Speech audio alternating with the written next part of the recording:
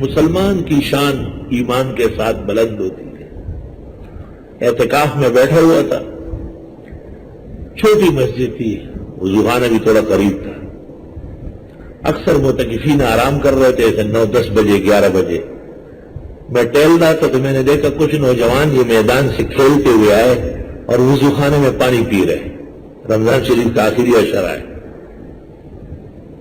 چھوٹا سا طالب علم تھا، حفظ تھا،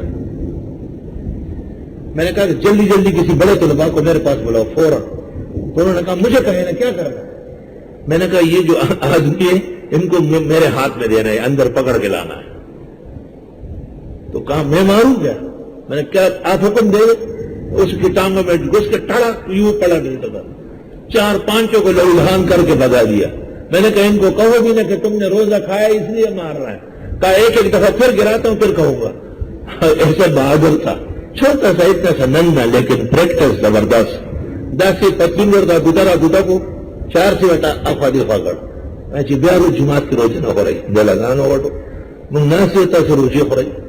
قال رجلان، کہا ان 2 آدمیوں نے، مفسرین کے اقوال مختلف ہے، یوشع ابن نون تھا ایک، کالب ابن نون تھا 2، ابن عباس کہتے ہیں اور اکرمہ کہ یہ 2 آدمی تھے جن کو اللہ نے ایمان سے نوازا تھا۔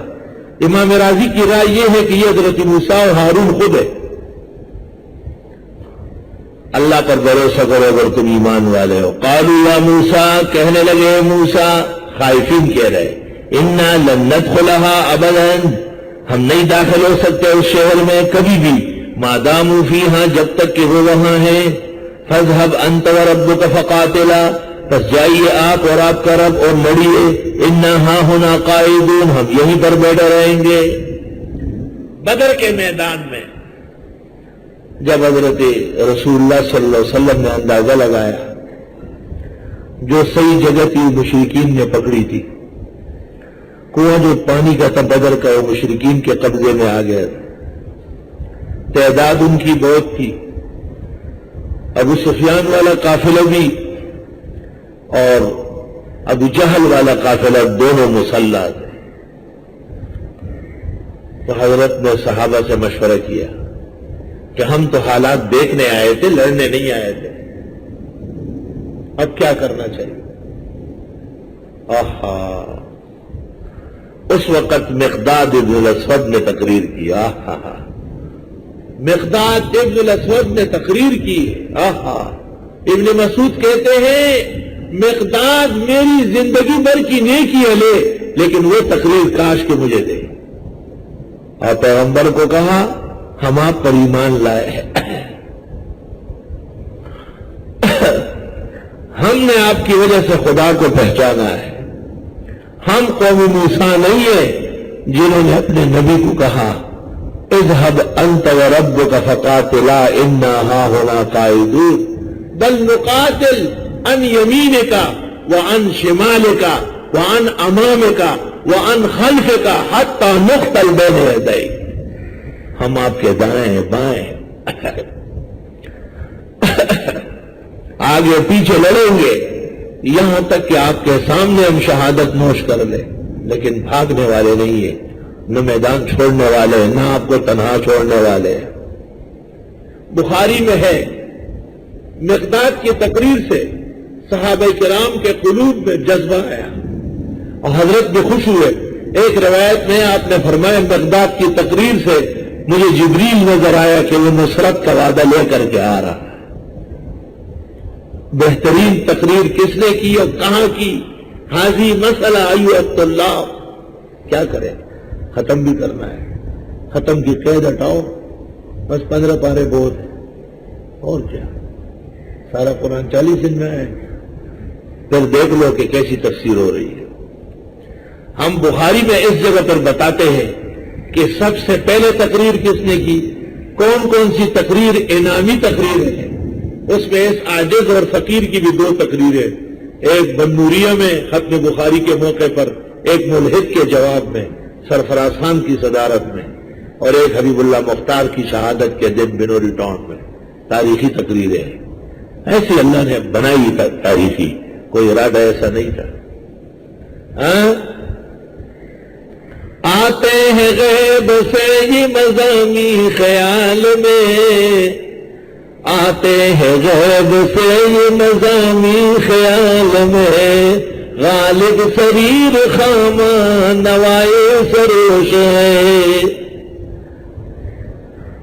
قال رب انی لا املک الا نفسی واخی، حضرت نے فرمایا پروردگار میں اختیار نہیں رکھتا مگر اپنے بارے میں اور بھائی جان کے بارے میں۔ ہارون علیہ السلام، فافرق بیننا وبین القوم الفاسقین، جدا کرے ہمیں اور ان لوگوں کو جو جہاد سے منحرف ہے۔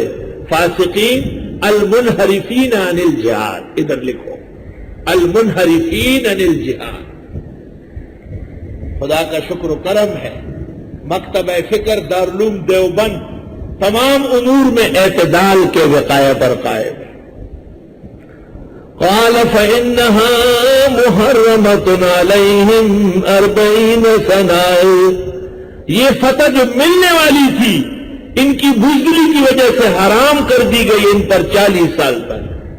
40 سال میں یہ موجودہ منحرفین ختم ہو جائیں گے، نئی نسل نئی پود آ جائے گی، ان کے جذبے سے سرشار کیف کو ہم جہاد کی فتح کا تاج سر پر سجا دیں گے۔ اور وہ دن دور نہیں ہے کہ افغانستان میں اور عراق میں مسلمانوں کی گراں قدر پوری دنیا کے اندر مثالی حکومتیں قائم ہوں۔ ہم اللہ کی رحمت اور مدد کے منتظر ہیں صبح و شام۔ لوگ کہتے ہیں کیوں طالبان پیچھے ہٹے؟ پیچھے کہاں ہٹے؟ عزم جزم اب بھی قائم ہے، اور آفرین عراقیوں کی استقامت پر۔ خدا تعالیٰ ان کا جلدی ابتلا معاف فرمائے اور فلسطینیوں کا امتحان اللہ معاف فرمائے، اسرائیلیوں کو اور امریکنوں کو اللہ تباہ و برباد فرمائے۔ اور 40 سال تک نبی کی موجودگی میں فتح رک گئی غلطی کی وجہ سے، تو طالبان سے اور عراقیوں سے بھی ایسی خطائیں ہو چکی ہوگی۔ وہی بشر ہے 15ویں صدی کے مسلمان کہ فتوحات رک گئی ہے۔ یتیمون فی الارض، یہ سرگردان ہوں گے ملکوں میں۔ ہے وہ کمانڈر، وہ وزراء کہ حکومت پاکستان ان کو پروٹوکول دے دے کے تھک جاتی تھی، آج ان کو جگہ جگہ سے پکڑ کے امریکنوں سے ڈالر وصول کر رہی۔ شرم تم کو مگر نہیں یار، ان کے اوپر بڑی زمین تنگ کر دی گئی، لیکن یہ ابتلا بھی گزر جائے گا، دنیا کی ہر تکلیف ختم ہو جاتی ہے۔ اللہ آخرت کی تکلیفوں سے بچائے۔ یتیمون فی الارض، یہ سرگردان رہیں گے اس سرزمین میں کیونکہ انہوں نے جہاد سے منہ موڑا۔ فلا تأس علی القوم الفاسقین، آپ غمگین نہ ہو فاسق لوگوں پر۔ پیغمبر کو تسلی دی۔ ایسا ہوتا ہے، اچھے برے ہر جگہ ہوتے ہیں،